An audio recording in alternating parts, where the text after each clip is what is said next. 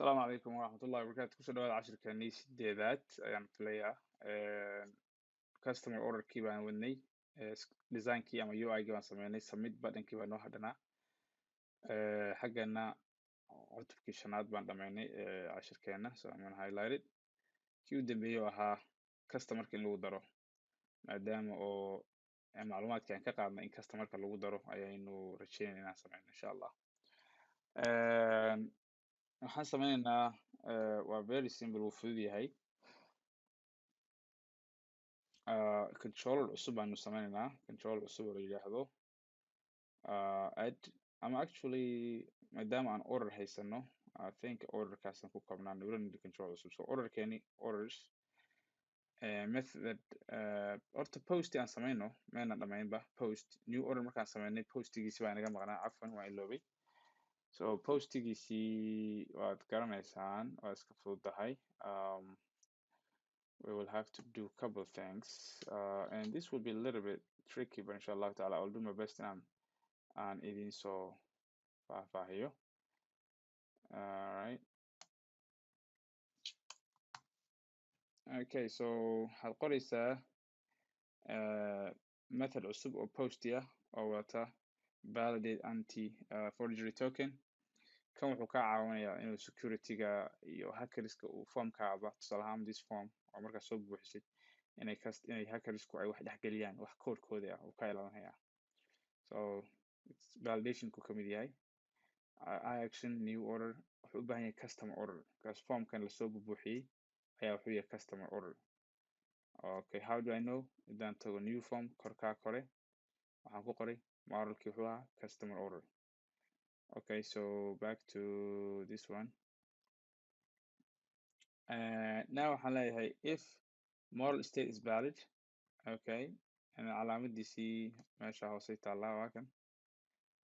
Okay, and this was customer. I think I'm gonna have to fix it. Customers.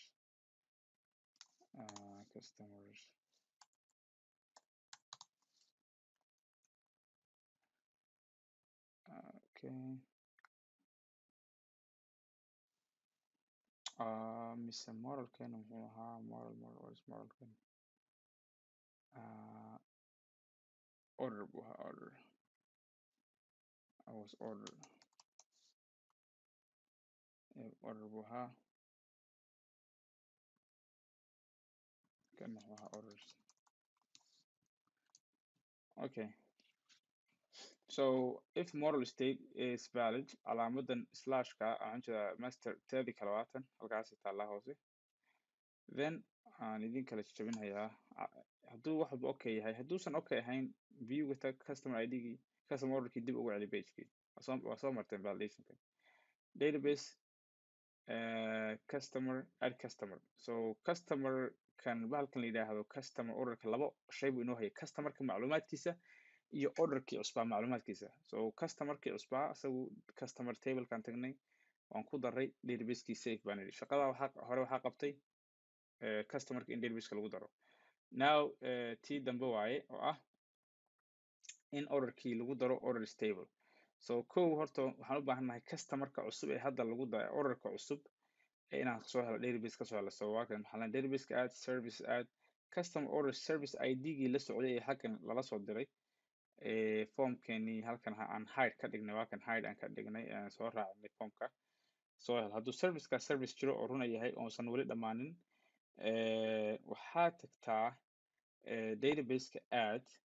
Okay, database-ka add, and I will see if I can short. And let's see here, first of all. Okay, yeah. So waxaa leedahay ID-ga add, database-ka add, customer-ka cusbaa ee hadda database-ka lagu daray ID baa loo sameeyey, database-ka automatically ID bay u sameynaysaa. So waxaan leenahay database-ka add customer-ka first name-kiisa uu match gareeyo first name-ka and first name-ka order-kan ninka la socda oo kana first name-ka last name-kan customer-ka match gareeya, email-kuna uu email-ka match gareeyo, waa kan email-ka customer-ka ID-giisa sida .id ID-giisa rabnaa wadana. Sababtoo ah order tableka cusub ee kana ayaan sameynayna wuxuu u baahan yahay laba shay. Wuxuu u baahan yahay customer ID iyo service ID u baahan yahay. Haddeena service ID iyo customer ID aynan siinin dee order ma shaqeynayo. Orderku waa inuu qofka order garaystay ID-giisa iyo waxa la order garaystay ID-giisa waa inuu isla hayo. So marka meesha hore customer baan sameynay, kan ID-gii service-kii baan soo helay, kana customer-ka cusbaa aan sameynay line-ka isaga aan ku sameynay ID-giisi baan soo helay. Saan ku raadinay first name-ka iyo email-ka ayaan ku raadinay oo nidhi orderkan cusub customer-ka ID-giisa email-kiisa iyo first name-kiisa ka raadi customer haysta hadduu jiro ID-giisa noo soo celi halkaan noo soo dhig. Now waxaan sameynay new order baan sameynay customer. Total cost wuxuu la mid yahay service cost oo dibadda u noqdo waa kuwan service cost waa $24. Okay, total paid waa zero. weli ruux waxaan bixin discount lama siinin, waa zero. Order status waa in progress, haddaan buu bilaabay orderku. Is paid qofkan ma bixi lacagtan maya weli bixin. Service ID-ga waa service ID waa kan. Service-kani waa order midkii aan database ka soo helay waa. Customer ID-gan waa isagana waa kan halkan ka soo helay waa customer ID. Then after that database-ka add order stable add new order-kii ku dar save changes. Marka intaas samaysana home-kii ku noqo. Very simple. waa very straightforward way waa runtii ma sii maadka. Intaa markaan samayno I think way naga dhan tahay xaggeenu. Let me back and refresh, go back and refresh.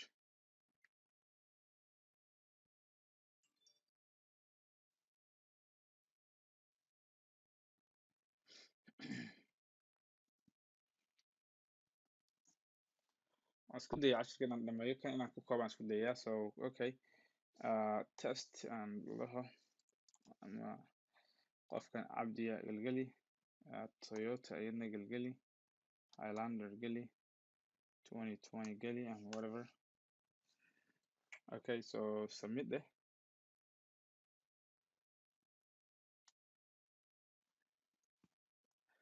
Okay, haddii aan tago in progress aan ku dhufto in progress ma shaqeynayo. So now taskeena waxaa waaye service-kii waa kuwan waa la dalban karaa.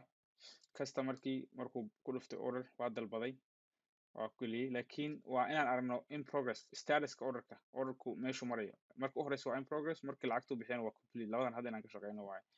labadan waa fudud yihiin. So waxaan sameynaynaa isla let me see table-kan orders hoostiisan hoose ayaynu laba method ku sameynaynaa oo simple ah. I will give you guys code insha Allah. Okay, midka koowaad waxaa la yidhaahdaa pending orders method. halkan ku dhufo halkan waa action pending method. waxaan orderka tag waxaa tagtaa orderska tag tableka la yidhaahdo kan hoos isoo dhig idin wada aragtaan calaamadaadu kuusoo baxo reerka include-ka because of entity framework baan haysanin. So halkan ku dhufo come on and then entity framework.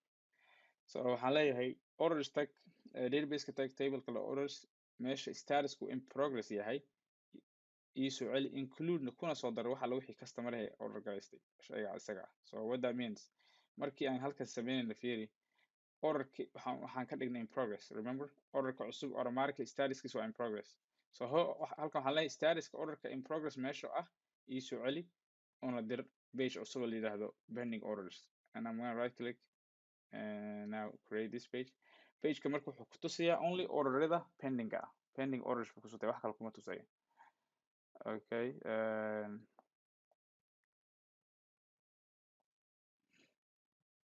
all right,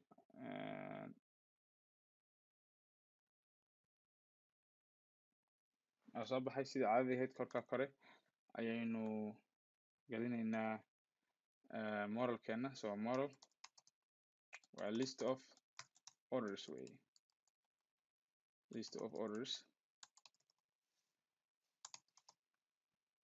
Okay, halkana ka saar list of order. I think as muuqato order waa inaan dhaho. Okay, waxaan ku siinayaa marka korkii caadiga ahaan siin jiray. So waxaad sameynaysaa table div baad sameynaysaa.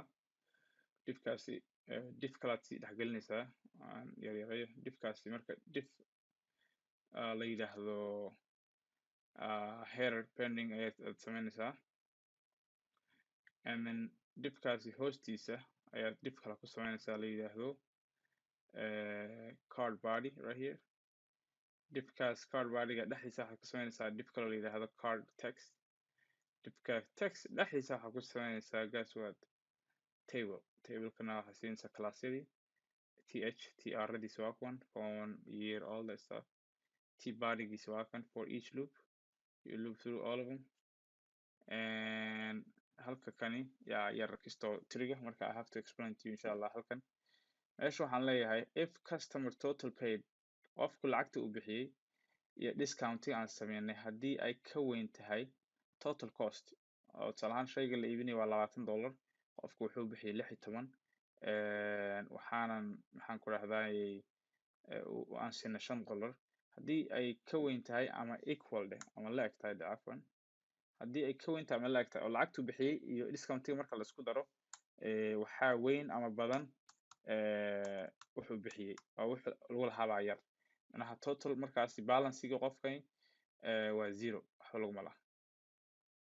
halkan waxaa weeye kala jaritaan, waa la kala jarayaa waxa uu bixiyey qofka kan iyo discountiga marka la isku daro iyo waxa lagu leeyahay wuu soo saaraya qofka kan, totalkaas isna soo haray. so balancega lagu leeyahay 0, haddii lacala wax lagu leeyahay oo 0 aysan ahayn tan else wey, marka tan waa haddii kale kala jar waxa lagu leeyahay oo total cost ya iyo waxa uu bixiyey iyo discountiga la isku geeyay, kala jar waxa soo haray waxa u sheeg waxaa kugu haray $10. example hadda labada haddaan soo ruuxu $20 buu shayga ahaa, $15 bixiyey, wax discounti amaana siinin, halkan imaanaya $5 baa soo hadhow ku leeyahay. haddii aan discount 5 siino 15 lagu daray $5 20, qiimihii horena wuxuu ahaa 20, eber waxba laguma laha, waa intaa basically, wax markala meesha ma jiro. kana waa button complete order ahaa, and buttonkaasi waa kaas complete order. okay, so I think this looks good. Let's check it out and refresh baan dhahaynaa.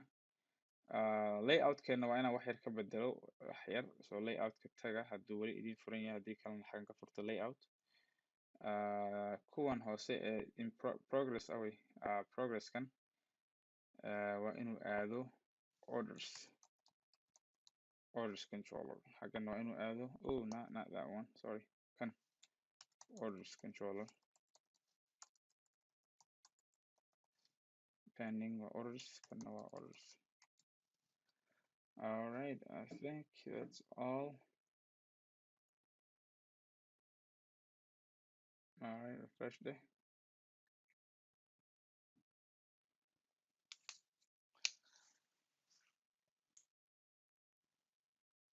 okay, now haddaan ku dhufto pending orders and progress, yay, kii waa soo baxay sida waa kii isaga. so hadda waa kan total cost, total paid waa 0, discount waa 0, balancega waa kaas waa 24 baa lagu lahaa, balancega offer lagu leeyahay waa 24. now hadda buttonkan waa inaan ka shaqeeyo complete and we're done. so complete kaasi waan boobsiinaynaa ama cashir kale aan ka samayno insha Allah. halkaan ku joojino. Asalaamu calaykum waraxmatullahi wabarakatuh.